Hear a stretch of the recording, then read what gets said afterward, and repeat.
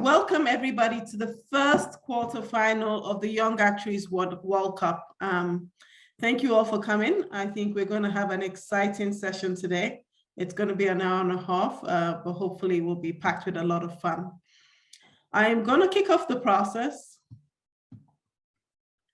by starting with what to expect for during our time today. I'll do, first of all, I'll introduce our judges.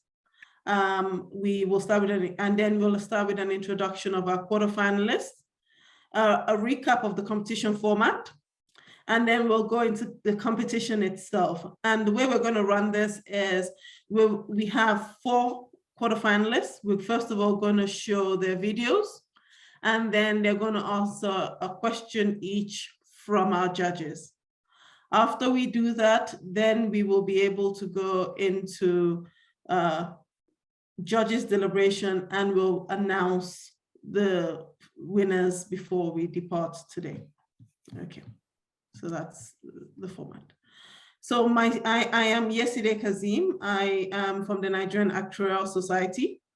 And with me on the judging panel today, we have Mary Frances Miller, who's from the Casualty Actuarial Society. Mary, do you want to say a quick hello? Yes, hello everyone. I'm excited. Fantastic.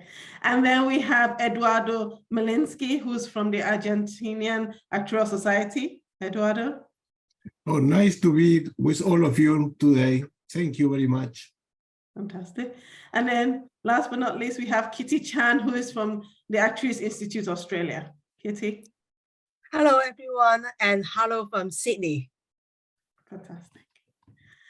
Okay, so we're in Africa today, and we have 2 countries representing Africa. We have 3 people from this Actuarial Society of South Africa and 1 person from the Actuarial Society of Zambia.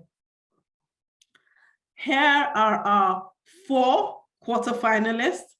It's an all-female lineup. I don't know how we manage that, but I'm proud. So we first of all got Vuyiswa, we've got Nonchandler. I apologize for the pronunciation in advance. We've got Jemima and we've got Dorota, who are all going to come and talk to you about the bridge to the future and their vision for it. I am quite excited about that. I will say so I'll recap again on the competition format. And we started off with a qualification round, and we had a lot of entries from Africa, Asia, Europe, Latin America, North America, and Oceania. And then we had some really nice judges who helped us whittle that down to 4. And then we are starting with the first of 6 quarterfinals. So what's going to happen at the end of today is the top 2, the person who's ranked the first will go automatically through to the semifinals, and the person who's ranked second will go into a pool in which we will pick the top 2 from all the 6 quarterfinals. That's the plan. And then we have the semifinals in February next month, and then the finals. And the top 4 from the semifinal will be in Sydney. I wish I were you guys, but age is not on my side. So I will say congrats again. It's a really good prize. Okay, so that's the competition format. As we said, we're going to start off with the videos first, and then we're going to go straight into questions. Oh, yes. So we're going to start off with Vuyiswa, who is taking us through the value of stakeholders beyond customers. And this is her video. We live in a world that has been dubbed as the information age. Thanks to the internet, consumers are becoming savvier and more knowledgeable. There's also better access to the financial markets. For example, someone doesn't have to go to a stock brokerage firm. They can buy shares from the comfort of their own homes if they have the internet. There's also been an increase in... Sorry, complex products. And even consumers who are more empowered are still plagued by complex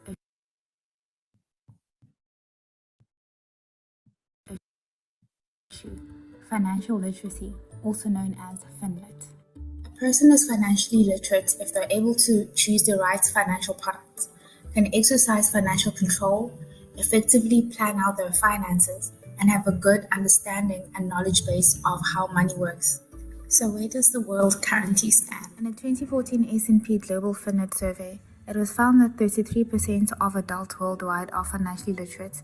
As can be seen on this map, most countries scored between 25 and 45%. In this study, a person was considered financially literate if they answered correctly in 3 or 4 topics related to financial literacy: risk diversification, numeracy, inflation, and compound interest.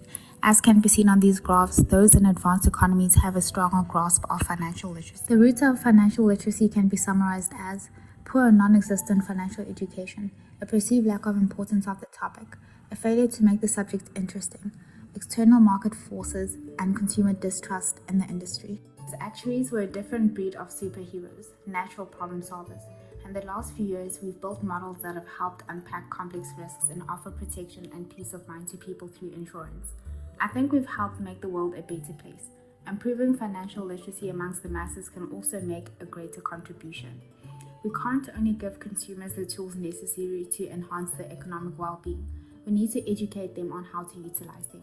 This will impact their ability to save for long-term goals, effectively manage their money, and avoid financial crises. Additionally, improved financial literacy can make people less vulnerable to scams.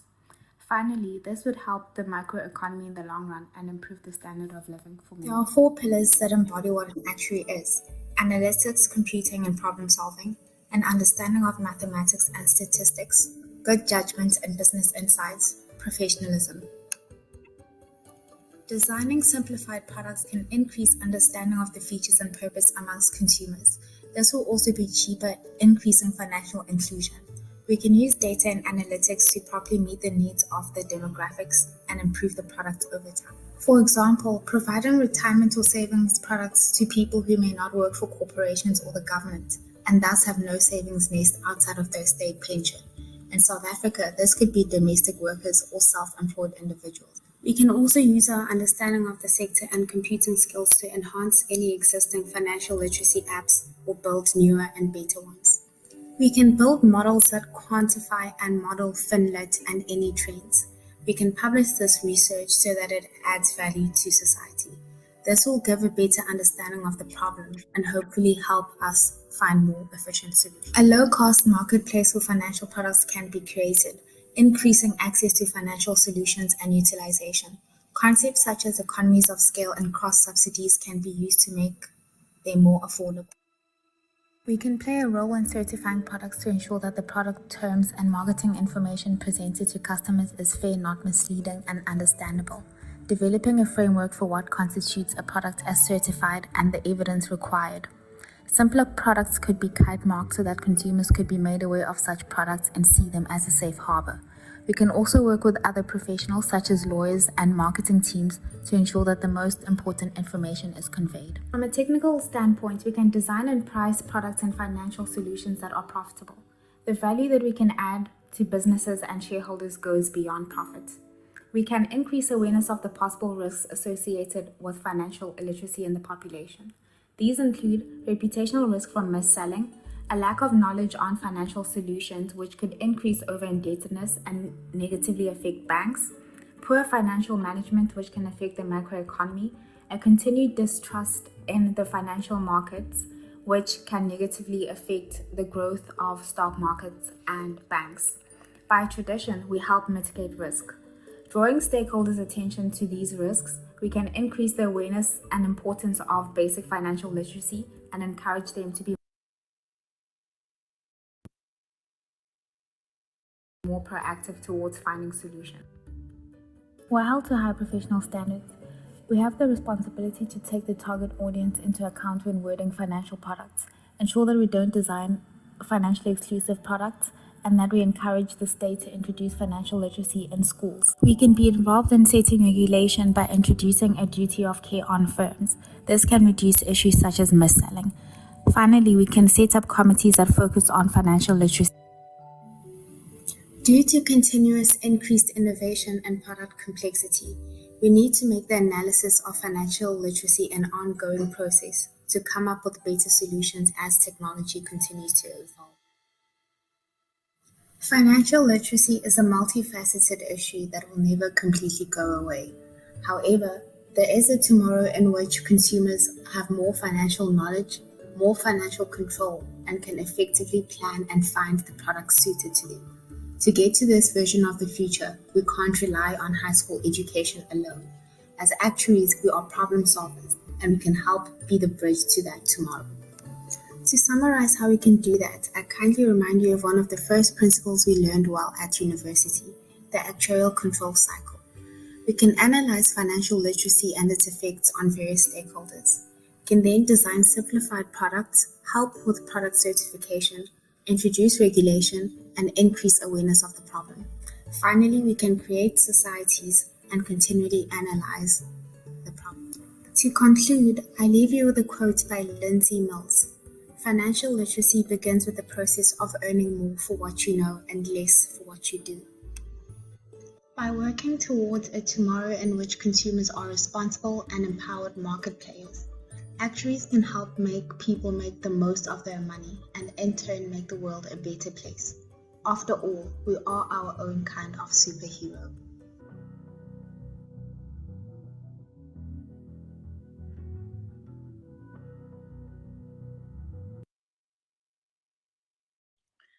Thank you. So that's it. So we're going to go straight into Q&A. I'm going to spotlight.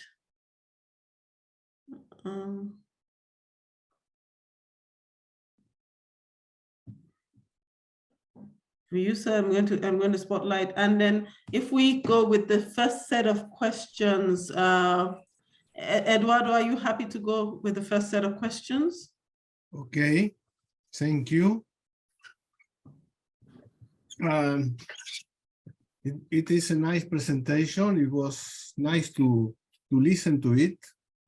I would like to see how do you relate your proposal to with the insurance core principles of the International Association of Insurance Supervisors, or with the code of conducts given by regulator of banking and security exchange commissions in terms of wording, price, cost, charges, disclosures, and risks.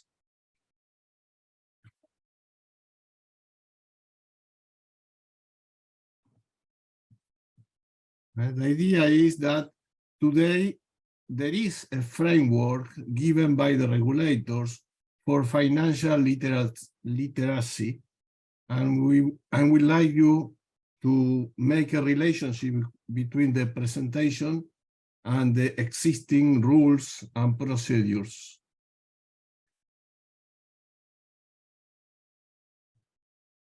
Vyuswa, are you okay? Did you hear him? Yes, I'm still thinking, sorry. It's okay. I just wanted you to, yeah. Okay, cool.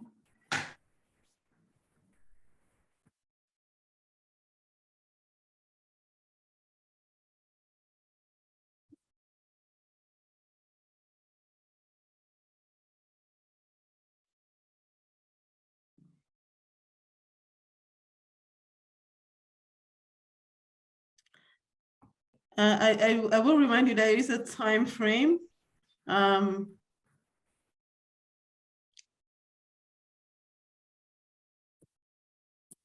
thanks for the question. I'm not quite familiar with the regulations that you mentioned, but when I try to link my proposal to what I think the regulations are in general, I think when it comes to disclosures, I can link it to introducing regulation for duty of care, and that if we ask firms to exercise the duty of care when selling products so that consumers are aware of what they're buying, that would also be linked to disclosing what goes into products and how products work and when consumers can claim from insurance and when the claims are valid. And then when it comes to regulation, in the video I introduced another type of regulation that we can have, such as certifying products. So I think linking that with my video is that we can try and improve and enhance the existing regulation so that it enhances financial literacy as it comes to stand.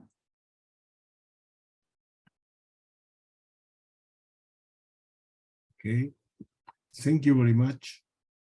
Thank you very much, Louisa. Kitty, do you mind going next with your question? Yes, sure. Thank you for your presentation. So I may fast forward a bit here with my question. So we are in the world, we are in the digital world now, and everything seems to be customer focused, automated, and self-explanatory. So how would you predict the issue of the financial literacy, say in 10 to 15 years' time?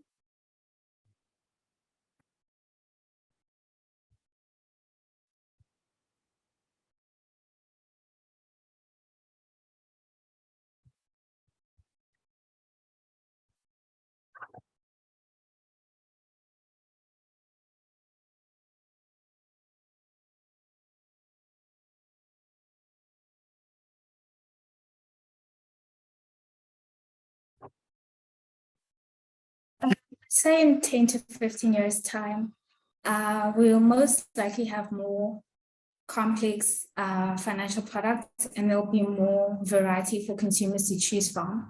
There'll also be more financial inclusion because digitization currently has allowed people to be able to bank from their homes, etc. And people can easily get loans and buy insurance from the comfort of their home. So I assume that there'd be more inclusion within the future.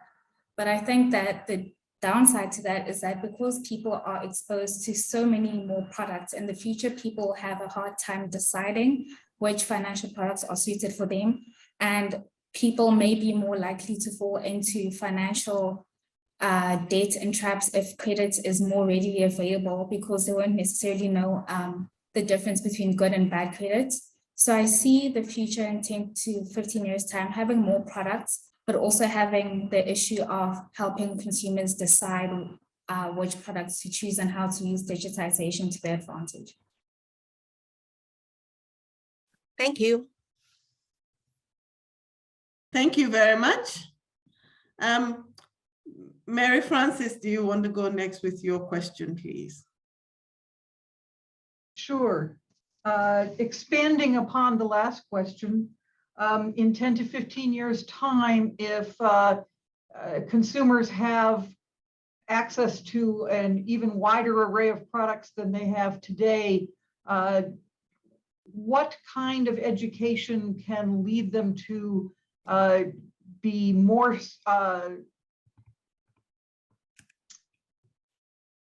savvy in their selection of products? How can we educate consumers other than putting a stamp of approval on some products and not on others in that selection process?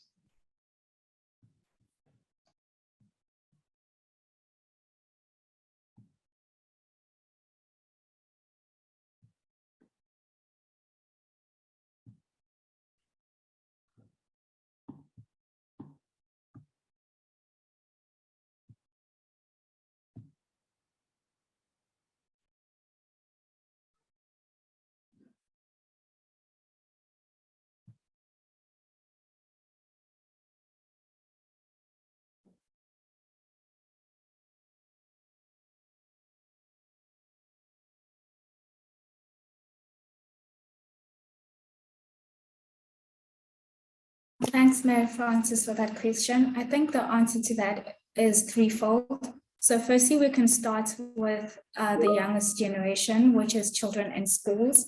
So we can start introducing financial literacy concepts early on, especially in life orientation and in South Africa in economic management sciences. So starting to teach young people about the difference between simple and compound interest, the difference between various financial products and the difference between good credit, bad credit, what assets and liabilities are, how to do their taxes, and how to make the best financial decisions for them. The second answer to that would be any workshops and online campaigns that can be driven through platforms such as TikTok or any other social media that can grab people's attention. And lastly, just increasing the number of books and apps and any online resources available for people to learn about the different financial products available.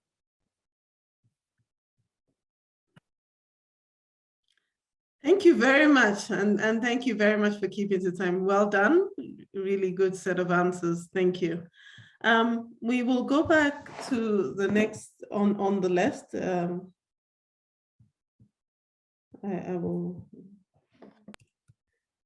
I'll share my screen again.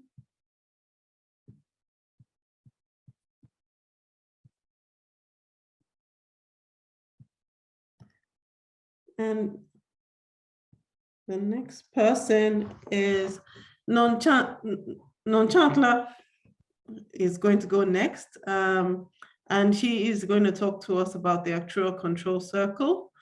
So we're going to play her video now. Thank you.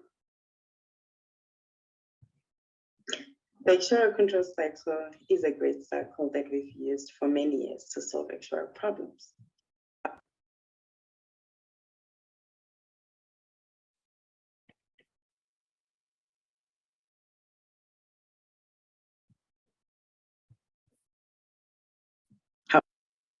However, I am arguing with my current proposal that some tweaks and updates are required for the cycle to be of great impact and of great relevance in solving today's and tomorrow's problems. Hi, my name is Nonhlanhla Mugova. I am a fellow member of the Actuarial Society of South Africa. I'm very excited to be participating in this competition and solving real-world problems. My current line of work is healthcare insurance in Africa. The actuarial control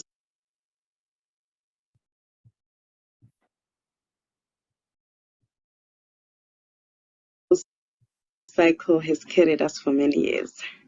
It has been the base framework we use in solving actuarial problems.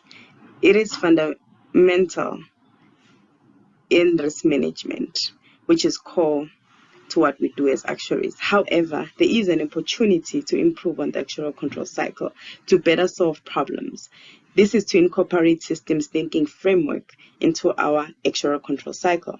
This will expand our problem-solving methodology into looking into the root causes and solving problems from the roots. This is so relevant in our days where such thinking is required in solving problems like or pertaining social inclusion, rising healthcare costs, climate change, etc. These problems require us to understand the root causes and solve from the roots, apply systems thinking into our approach of solving problems. I propose incorporating the iceberg method into our actuarial control cycle. In the next two slides, I'll look at both the actuarial control cycle and the iceberg method individually before presenting my proposed modified actuarial control cycle. Most in the actuarial space will be familiar with this diagram. Actuarial control cycle is a fundamental tool we are trained to use for risk management.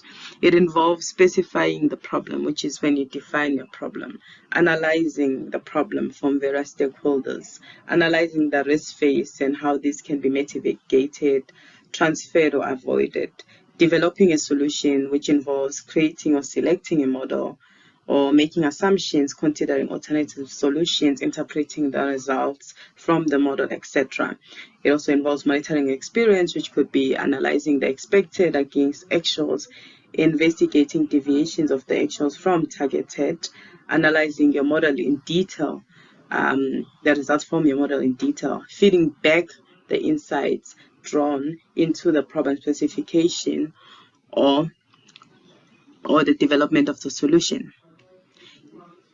Also being cognizant of the general commercial and economic environment in you applying the actuarial control cycle in solving your problem. So this could being aware of the market norms, knowing the regulation and complying, being aware of the tax rules, etc. And in everything we do as actuaries, we need to be professional in the way that we solve the problems, in the way that we communicate. This could also involve referencing the guidance notes that are provided by our societies in ensuring that we are sticking into the professional standards in the way that we do our work. I've managed to find this great diagram that explains the iceberg method really well, which is a tool that is used widely for guiding systemic thinking and enables the parties to be able to identify root causes of problems within the context of the whole system. So the first part would be events, what just happened. So you look at a problem and then you ask yourself, what has just happened? In this diagram, they've used an example of catching a cold. And then the second part is looking at the patterns or trends. What trends have been there over time? In this example, they've said, I've been catching more colds when sleeping less. And then the third part is looking at the design, the underlying structure. What has influenced the patterns? What are the relationship between the parts?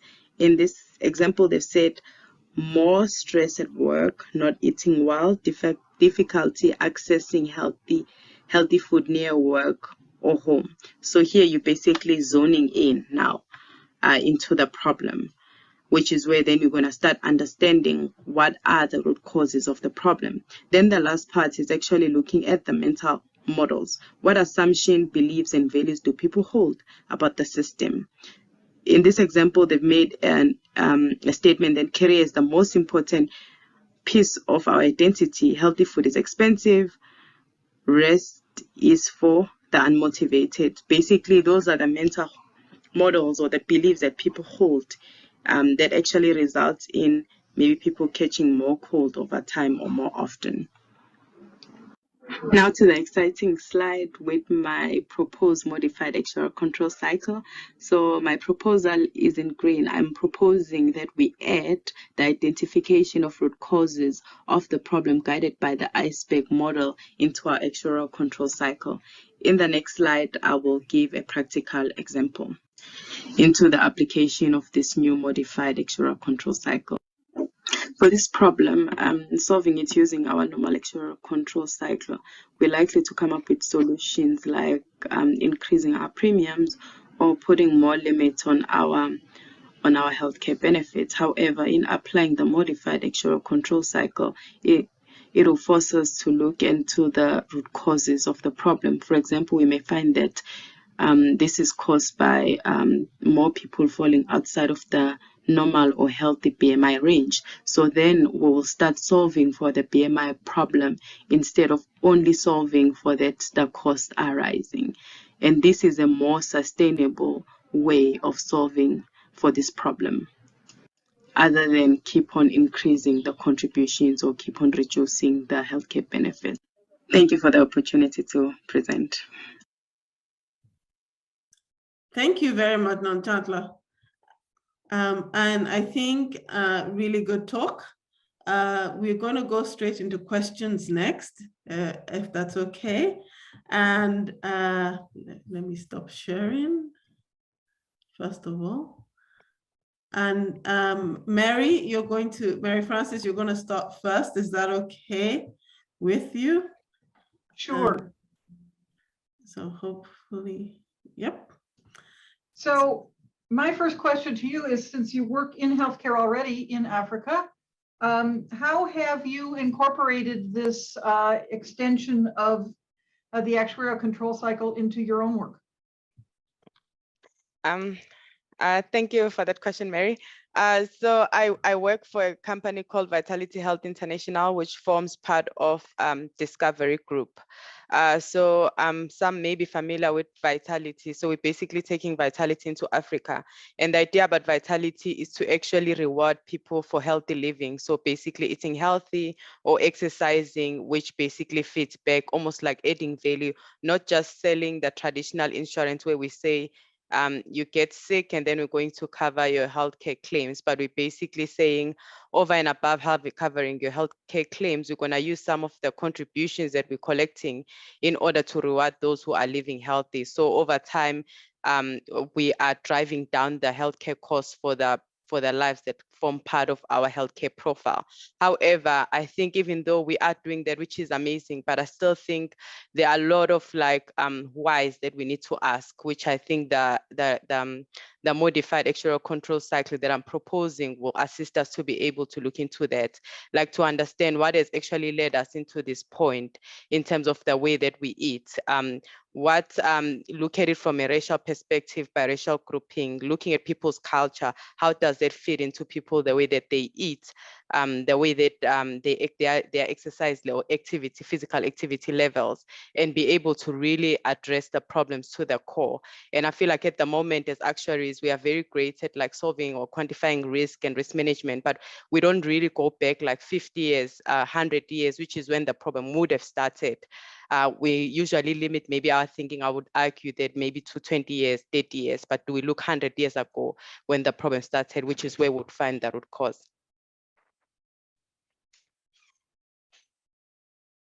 Thank you. Thank you too. So we'll go on to the next judge to ask a question.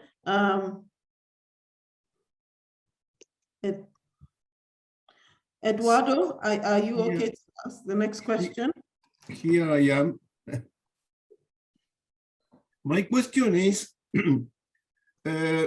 do you think that when incorporating to the actuarial control cycle the iceberg model, which is the objective of the actuarial work, and the actuary would collide with other professionals or would need to work together with other professions in a teamwork? Can you please reword the question? Sorry, I didn't get it. Yes. When you incorporate the iceberg model, which is the objective of the actuarial work, would the actuary collide with other professions or would need to work together with other professions in a teamwork? Okay. No, got it. Thank you. Thank you. So my view on that, I think we should always actually work with other professionals. We haven't been doing that well, but I think I've seen like with my my society, the Actuarial Society of South Africa, where we're actually getting other experts. For example, for climate change, we managed to get a professional who is a climate change professional to give us almost like a crash course on climate change. But I'm arguing that we should have been able to do that if our actuarial, the modified actuarial control cycle that I'm proposing, we've been using it for years, because we would have identified early enough that actually the rising costs, for example, in car insurance, because example, as you know, in South Africa, we have in certain areas flooding. We would have identified actually flooding is happening more often and it's more severe, instead of just solving it by saying, okay, we're gonna send people SMSs to say on these days, because there is flooding expected, stay at home, or saying let's adjust our contributions for because we are seeing more floods. We actually would have said actually what's causing this, and would have identified maybe a few years earlier to say actually there's a climate change issue that we should be solving for, and would have actually influenced like policies, the government policies, and to start solving this problem a bit earlier. Because I do kind of like feel like we were, as at least as actuaries, we may have been a little bit late in terms of intervening in other issues like climate change. And I feel like with this modified model, we would have intervened earlier and we would have involved more professionals or other experts more earlier. Because I think now we are seeing that we should be working with other professionals, but maybe it's not. I would argue that it's probably a little bit, we should have done it earlier. Thank you very much. Thank you, Eduardo. Thank you. Kitty, should we take the last question from you, please? Yes, thank you very much for your presentation. So I'm glad that someone is talking about the control cycle, given that the Australian actuaries has been very much involved in developing this concept. So on behalf of the Australian actuaries, I would love to ask you, what are the limitations that you could think of for your proposed modified actuarial control cycle?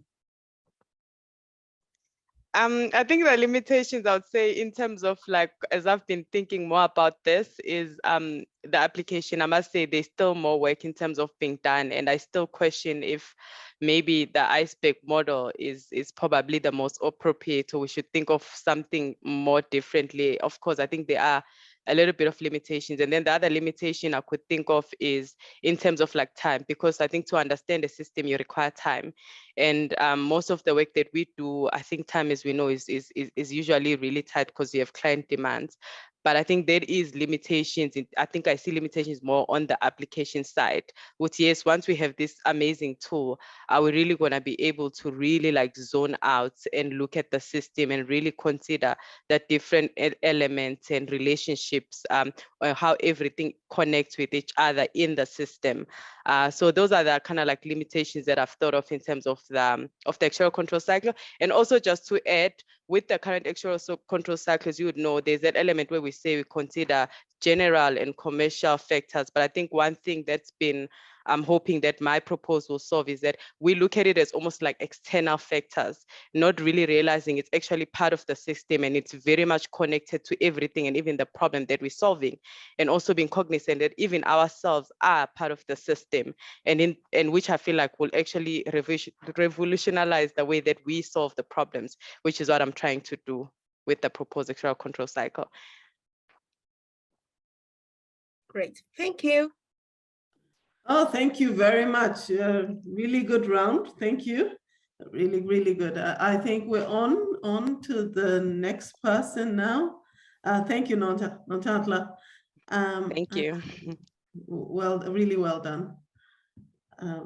So we'll move on again. Jemima, it's now your turn. So we're going to see your video, hopefully.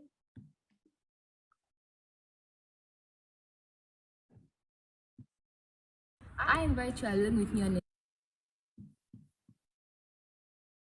a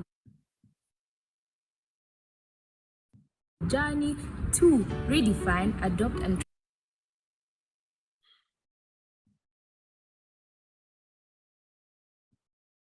traverse the actuary profession, unlocking the profession's true potential. Hello everyone, my name is Jemima Mawa from the Actuarial Society of Zambia. Today, my topic of study is pushing the boundaries of the actuarial profession towards and beyond the traditional pathway. Let's get into this. First of all, I'll talk about how actuaries can contribute to a better society. We'll then look at how new roles and institutions actuaries can apply their knowledge. And finally, I'll explain how they can contribute to risks and opportunities in climate issues.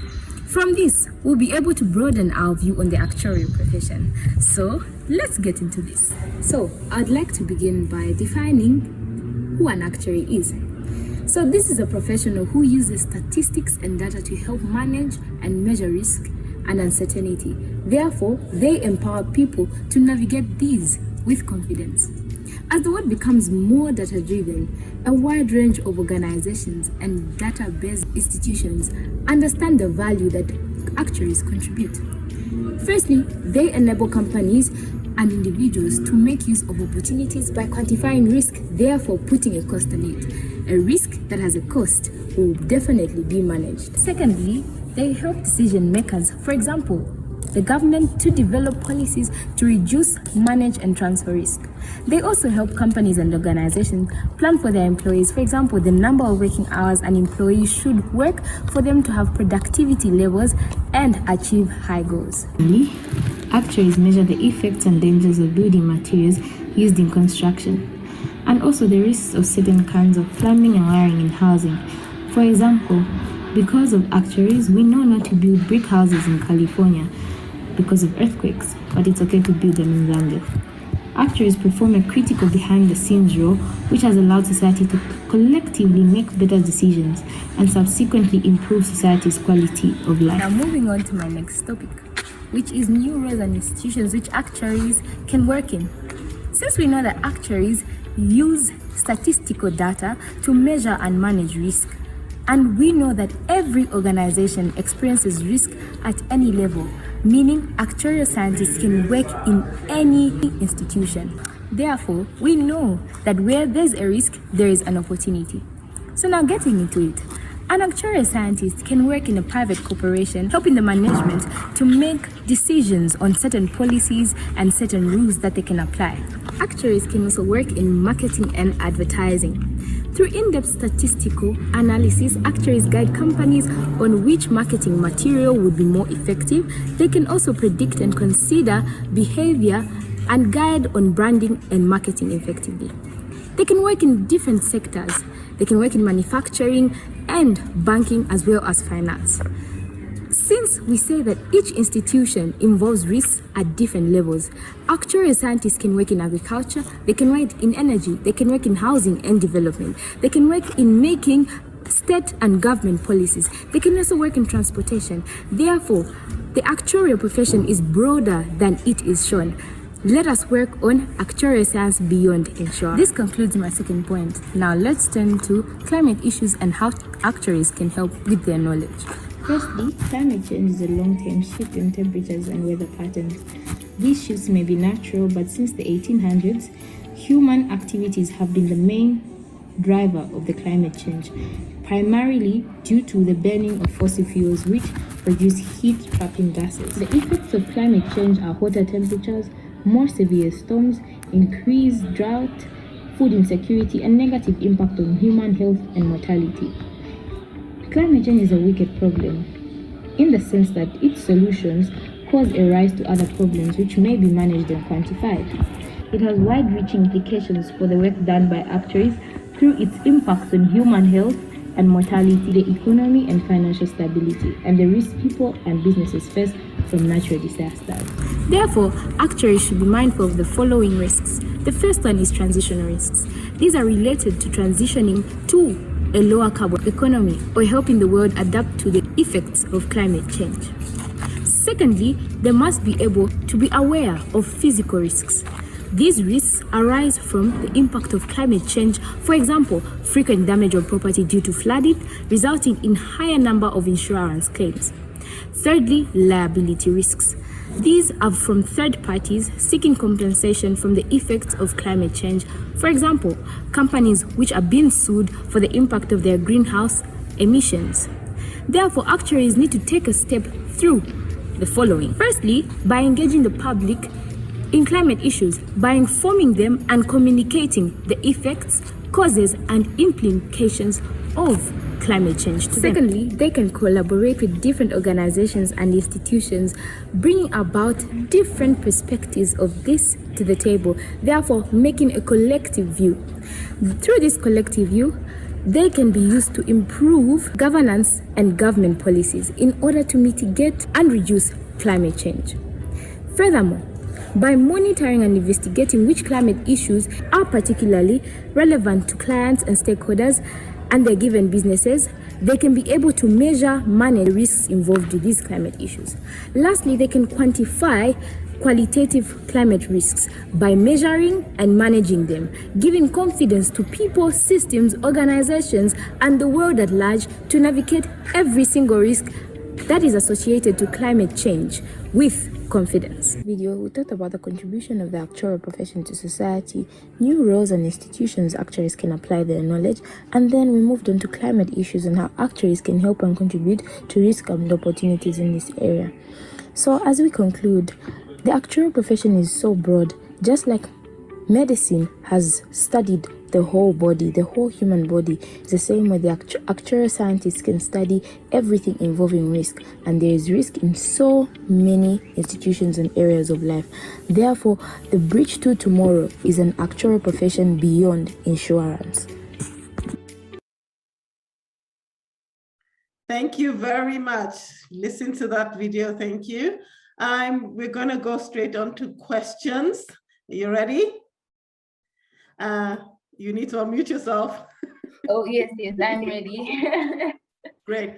We're going to start off with Kitty giving you the first question. Hi, thank you very much for your presentation and your interpretation of the modern actuaries.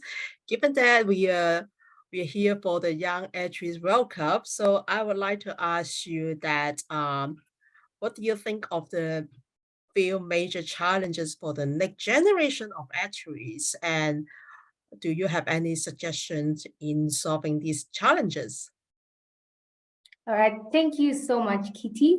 So I should think your question is what exactly do I have even in line with the challenges that the next actuaries are actually going to face, and what can I help or say about in contributing? So firstly, as I already mentioned, I look forward to having an actuarial profession even beyond insurance, because we talk about managing risk through mathematics and statistics and all, and as well as probability. So I would encourage the actuary of tomorrow that in collaboration, firstly, collaborating with so many other institutions will help in broadening our profession. Another thing would be increasing the thinking process. You know, in conjunction with artificial intelligence, the actuarial profession would be so good in a matter of fact that the artificial intelligence would come in terms of the mathematics and statistics as calculating and all of that, and then to give more time to the actuarial profession of tomorrow to be able to increase on their thinking process.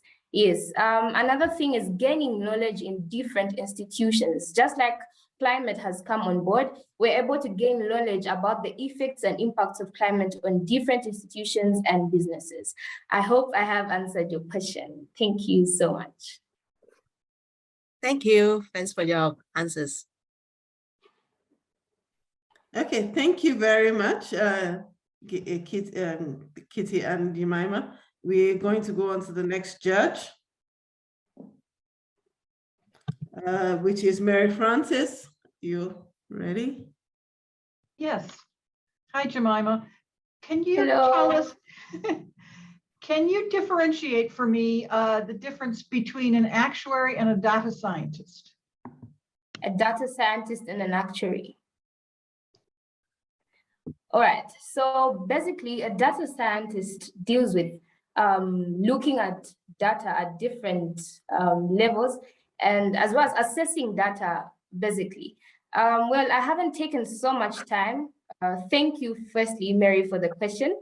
Yes, I haven't taken so much time to actually research on who and what a data scientist really does, but I have heard of them. And I think an actuarial scientist, or I know, an actuarial scientist is one who deals with managing risk and uncertainty by using mathematics, statistics, probability as well. So this will helps people solve risk and uncertainty even at different levels. So basically, an actuarial scientist is one who can be able to put a cost on that risk so that in case of anything, that cost is that risk is able to be managed because there's a cost that has been put onto it.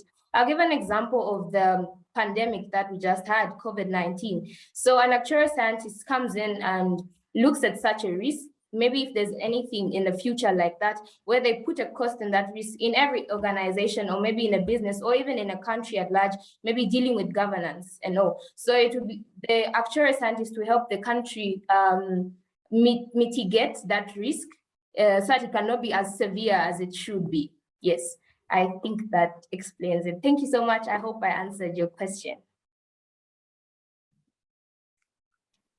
Thank you very much. I think you've answered all questions.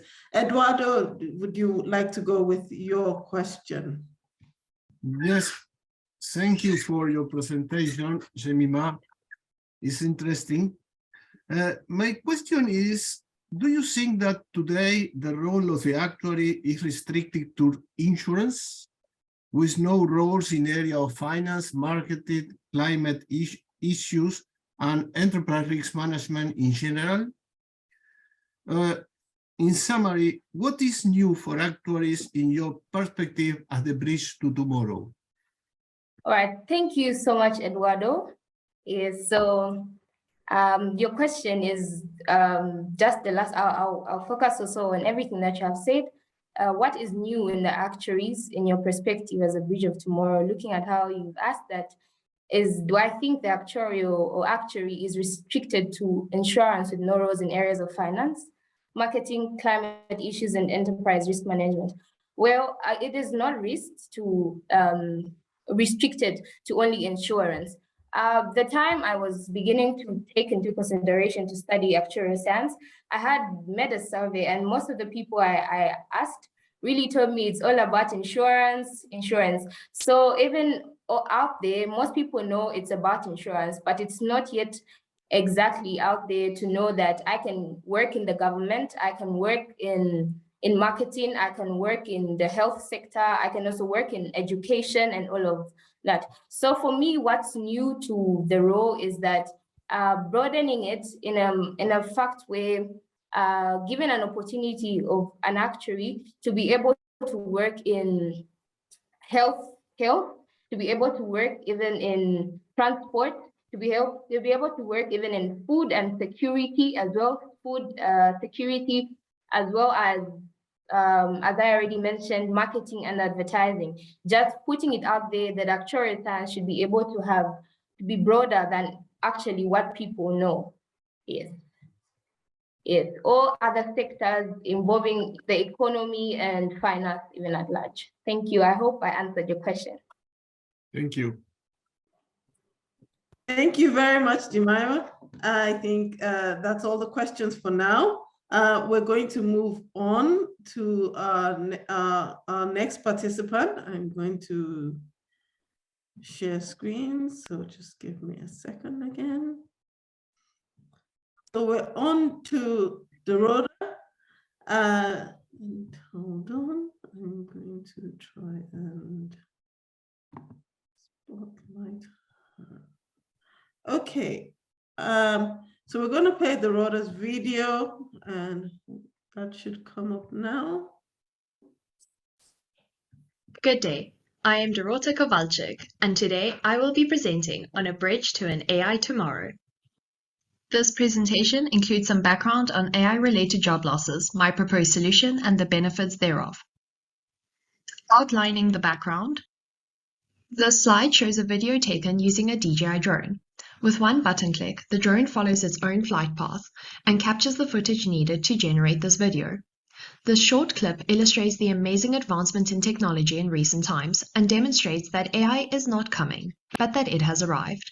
But what does this mean for all of us? I recently read AI Superpowers by Kai-Fu Lee. Lee has years of experience working in AI.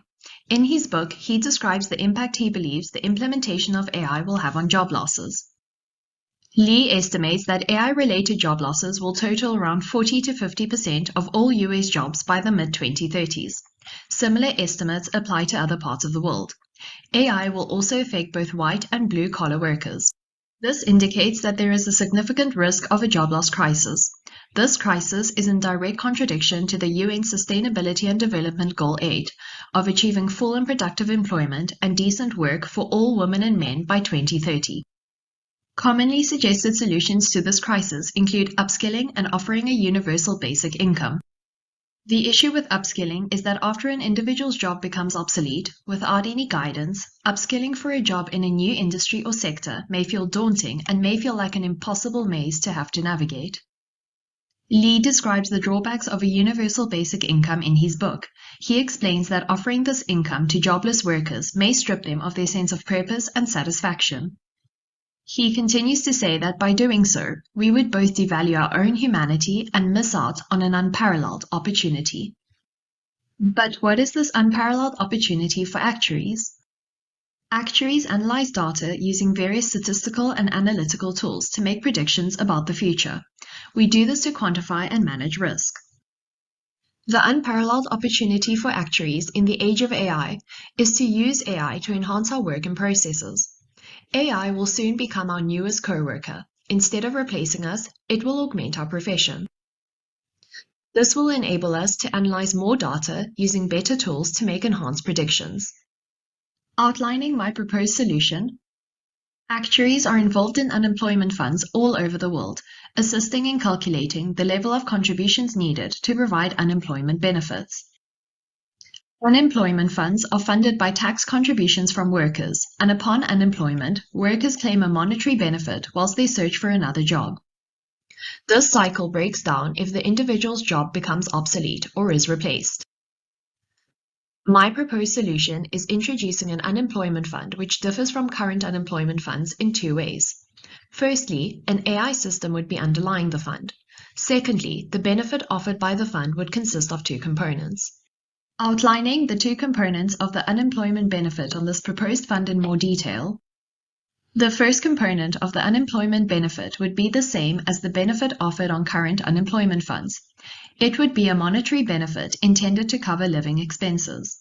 The second component would be an upskilling benefit. This benefit could be offered in partnership with the private sector and could be structured as a learning path consisting of online courses aimed at upskilling individuals to enable them to re-enter the job market. I will now outline the AI underlying the fund in more detail. This slide shows the data which will be captured and analyzed by the AI underlying the fund, as well as what outputs will be produced. The next slide will list the data items captured for each data bucket. The data which will be captured and analyzed regarding occupation and industry-specific data is shown here. For the personal data, every employee contributing to this fund would need to register for it. During the registration process, the individual's personal data would be captured, such as current occupation, skills, interests, etc. Outlining the job recommendations output in more detail, this output will manage the risk associated with individuals who have lost their jobs due to the jobs becoming obsolete. In this case, the AI system will identify any workers who have recently lost their jobs. On an individual basis, using a recommender system, the personal data relating to each individual will be analyzed. 3 job recommendations will then be suggested to each person, which will be optimized based on the characteristics, skills, interests, and traits associated with each occupation and industry. The individual will then choose their preferred job. The system will identify any skills gaps the individual will need to upskill in, create a structured learning path, and progress will be tracked. Upon completion, the individual will re-enter the job market in a new job. During this upskilling period, the monetary benefit component covering the living expenses will also be paid to the individual to allow them to continue studying the courses. Outlining the upskill recommendations output in more detail, this output will manage the risk associated with individuals whose jobs are being augmented by AI instead of being replaced by AI.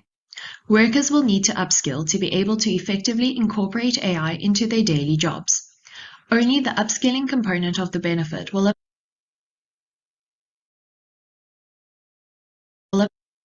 apply to these workers. Current and future occupation and industry data will be analyzed.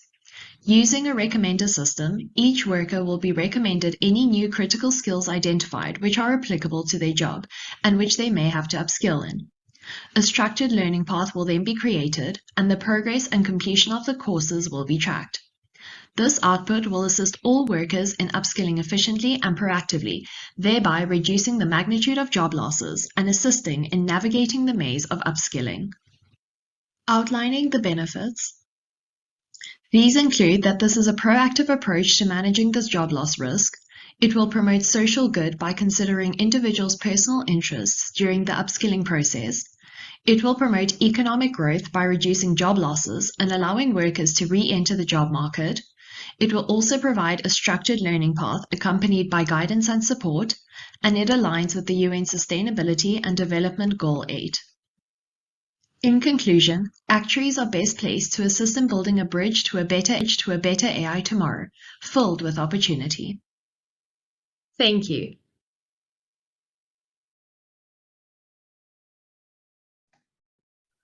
Thank you, Rhoda. Thanks for that.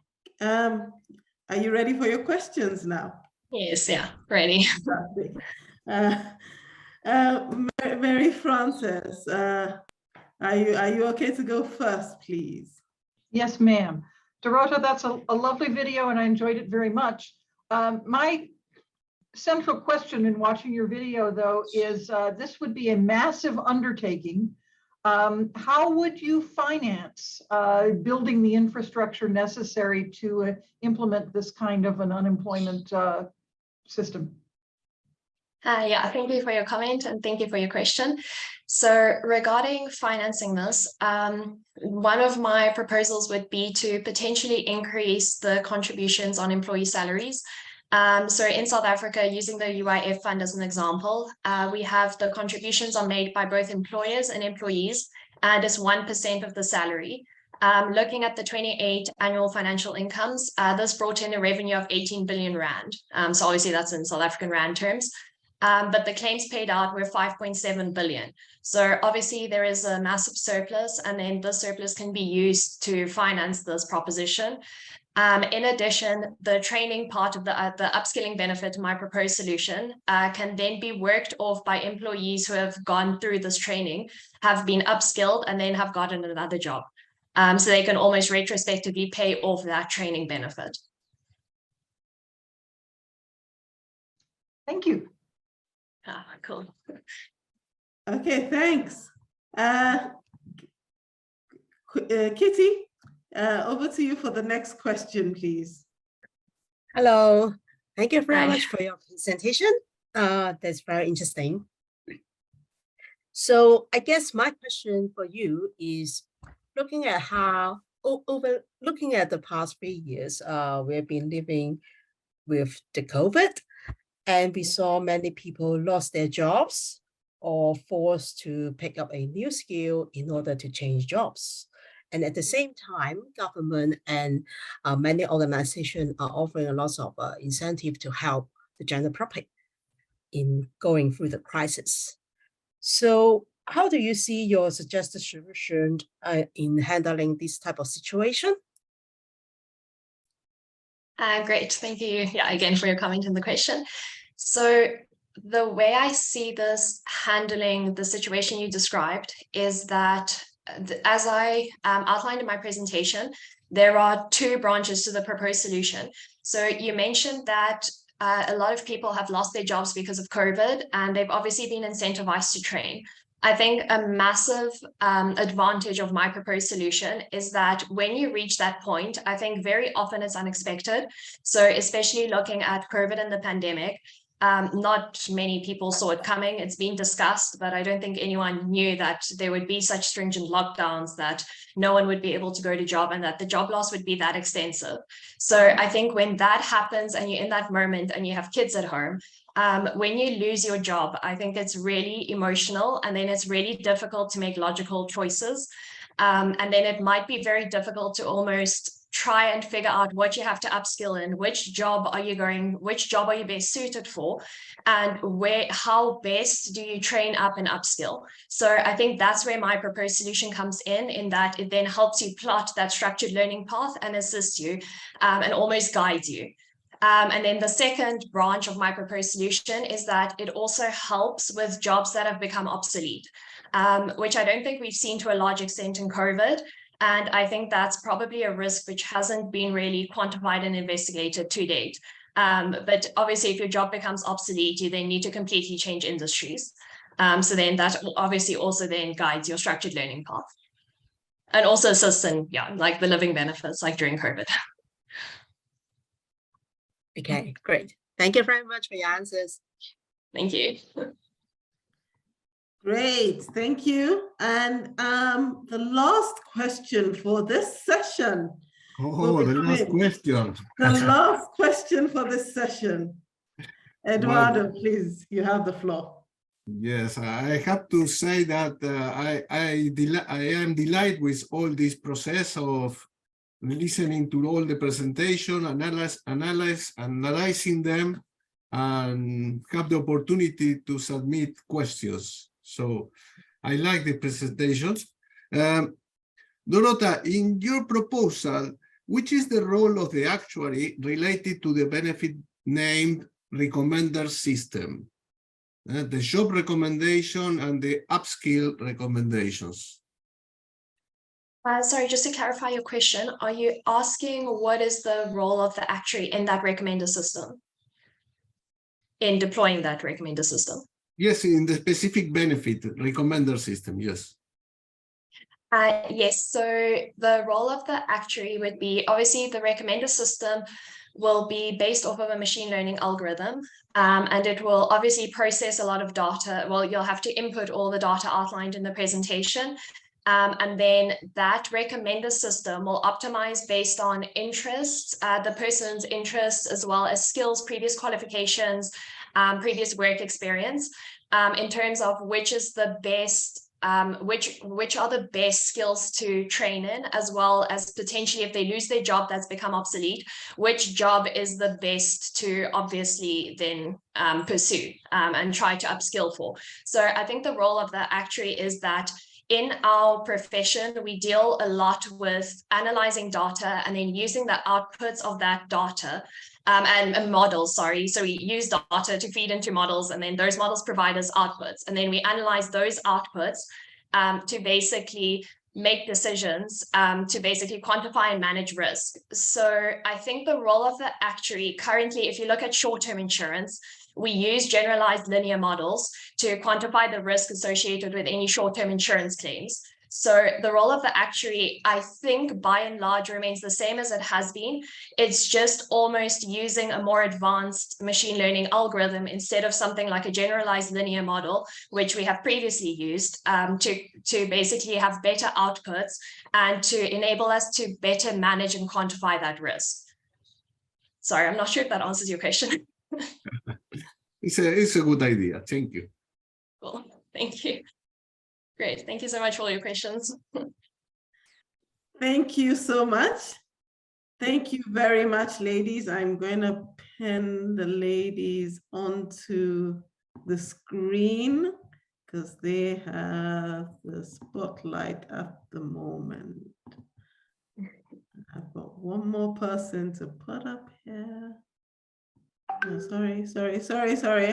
I will put you up. Sorry, please. Sorry. Good. So I'm hoping everybody can see all four at the same time in the view they have anyway. But I've pinned all four ladies. Thank you so much for your wonderful presentation. It's been fantastic. It's been enlightening, you know.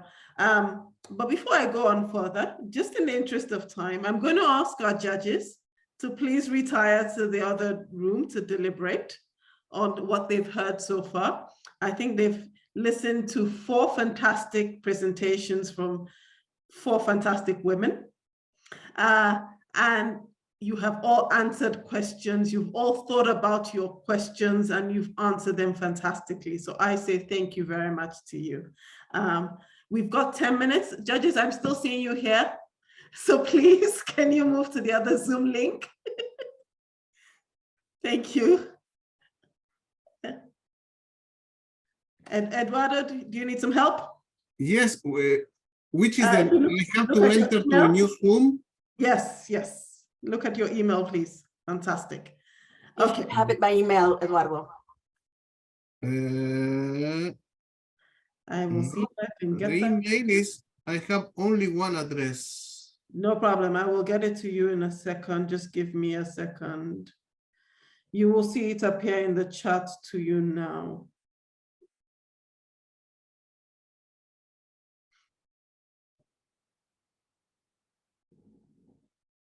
Okay. So Eduardo, if you look in the chat, you should see something directly to you if you go into that. Okay. So I close the session and close the session. Go to the other one, and we'll bring you back here Eduardo, again. you will have to come back to this one later. Sorry about that. Thank you so much. Perfect. So I will give them a little bit of time. I'll go join them in a few minutes just to see how they're going. But the output of this for you ladies and for the audience is they're going to come back and they're going to give us 2 answers. They're going to tell us who's the winner of the round. So we'll have one person who comes in first, and then we'll have one person who comes in second. That's what they're going to come back with. The first person automatically goes into the semi-final. The second person will go into a group, and only 2 from that group will be selected. I will say to you personally, you guys have been fantastic. It's a joy to see the amount of work that you have put into it. It's a joy to see the way you answered your questions. I was a bit worried when the questions started. I was like, whoa, but you guys all stood up and answered and thought about it. So thank you so much for that. And I am impressed with that. So, you know, well done, ladies, for that. You can take it away that you guys have represented yourselves very well. So please be proud. Totally. We've got to give them some time just to talk about any questions from you. I'm going to give them a couple of minutes before I go and start hurrying them up in the other link.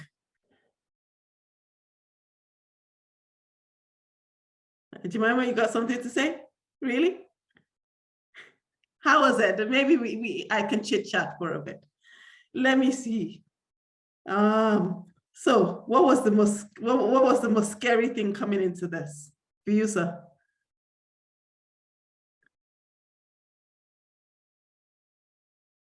What I'll be asked. I said, what was the most scary thing for you coming into this? Yeah, not knowing what I'll be asked was the scariest. So maybe freezing, not knowing how to answer. But I think you did well. I think you displayed a different side that I had seen. You were calm, you were quiet, you took your time, you considered everything. So I think well done for that approach. I'll tell you, my greatest thing is how to pronounce non-tant last name. It's been my scariest thing. You will get it. I think you actually get it when you're not trying too hard.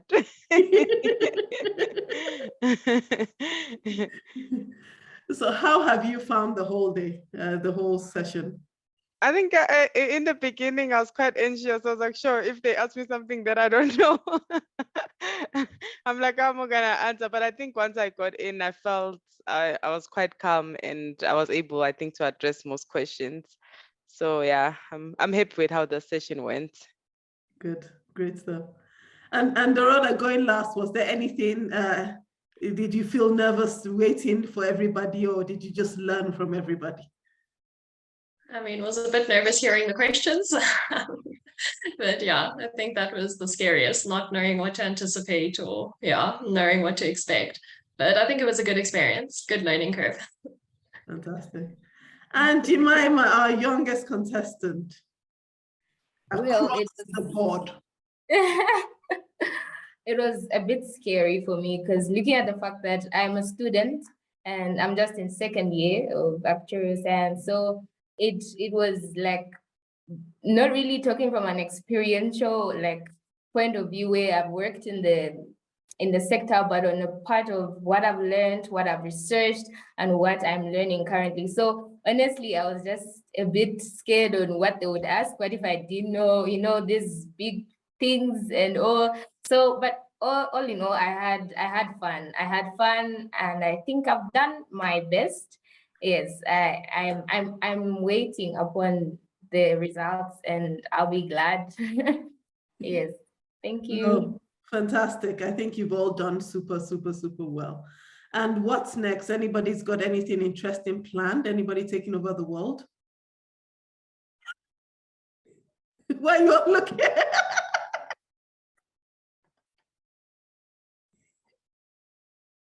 No plans for world dominance? I think we should probably get the results first. No, but I think irrespective of the results, as you all know, I don't know if Jemima is aware, but I will tell you in case you're unaware, the actual exams can be a little bit painful. So as you know, you pick yourself up, whatever the results, and you continue. I have a couple of questions for them before they discover the world. What attracted you to the actuarial profession? You're all young female actuaries, and how were you encouraged to follow this profession? Let's start with Dorota. So the first time I heard about the actual profession, I think I was in high school in like grade 8 or 9. Then there was a book, Against the Gods. So that obviously talks about risk. And I became fascinated with actuarial science. And then, we had like a life orientation class where we had to say what we want to become. And in 2009, I wrote down that I want to become an actuary. And then, I just kind of went into it, and I've, really been loving it since. So, That was a good choice. Good reading. What about you, Jemima? So, funny thing, I actually, from like the time I was in my 10th grade, I was aspiring to be a lawyer actually. And then when I had finished my school and all, I actually applied for law. And then after some time, I had now met like a lawyer, had a chat with them, and then the field of law was a bit congested. And then I was looking for what really is like me. And then I heard about actuarial science. So when I researched about it, and I found out solving problems is my thing. And mathematics is my thing. It's really my thing. I love to solve problems and all. And hearing about how hard it was, I love being challenged. So I was like, let me take this because it's a challenging course, I can say. So I love being challenged and not just given something easy on the plate. So I went for it, and I really love helping out as well because I can see risk in every institution. So me coming out there to be able to help is a very big and good step for me. Yes. That's great, Jemima. Nontlantla, I'm not sure if I presented. Nontlantla. That's good. Okay. So for me, it was just like from in high school. I just picked up, it was some book on careers, and they had covered they had an article on like actuarial science. And at that time, they only had one African Black actuary in South Africa. So I just felt like, no, I have to be, I'm not too sure. It's just not right that there's only one Black African actuary in South Africa.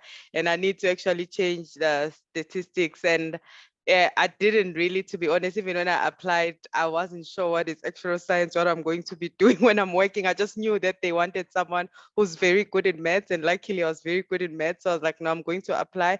But I think looking back now, I don't regret my decision. And also the number of Black actuaries in South Africa has increased quite a lot. We're sitting like at around 1,200 now. Slowly, but not enough, but we'll get there. That's great. And before I know that we are all waiting for this, but I wanted to hear from Bujiswa. I lost her, but her answer would be interesting too.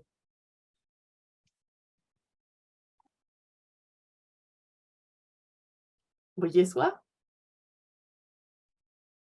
Sorry, I'm back. My network just got off.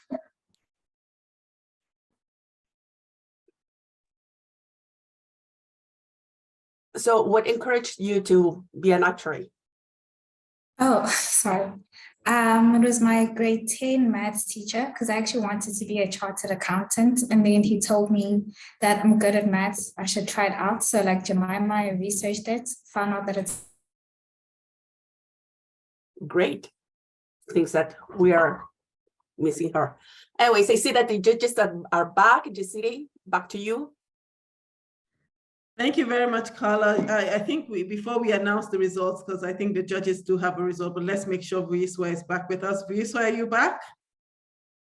I think I'm back. I think we can hear you. We can see you. I think we had cool. I'm glad to see that it's not just in Nigeria, we have issues with the internet.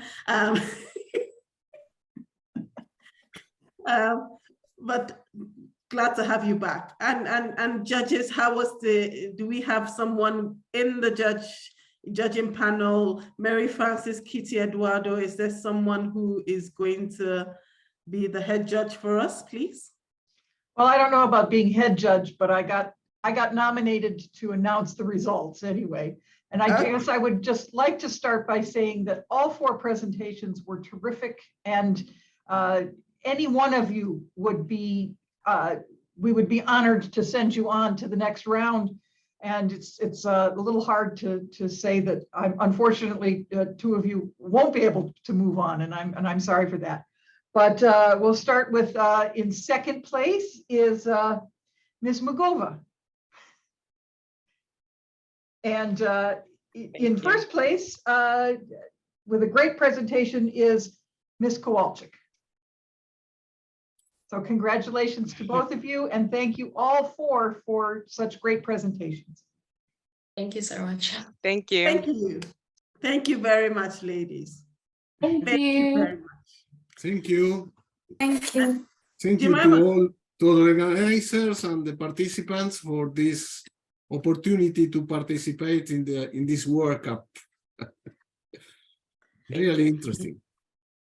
I hope to still continue to see you ladies, no matter what. There's so very few of us.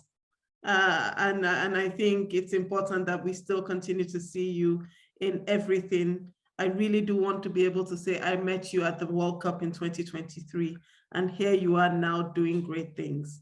So please, irrespective, those who are going forward, congratulations. Those who are not, I really do want to see you in other spheres of life. So please, thank you very much for everything you today, and congratulations. And we just have a little bit more to finish. Not to take away from the shine, I think we've got to talk about logistics, if I'm right. Carla, you have your hand up. Sorry about that. Okay.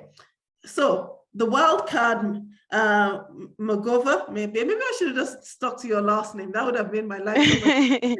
No, that's fine. That's okay. Yeah, as by the 31st of January, you will find out. I hope you make it through to the next round. The semifinals will be between the 18th and the 22nd of February.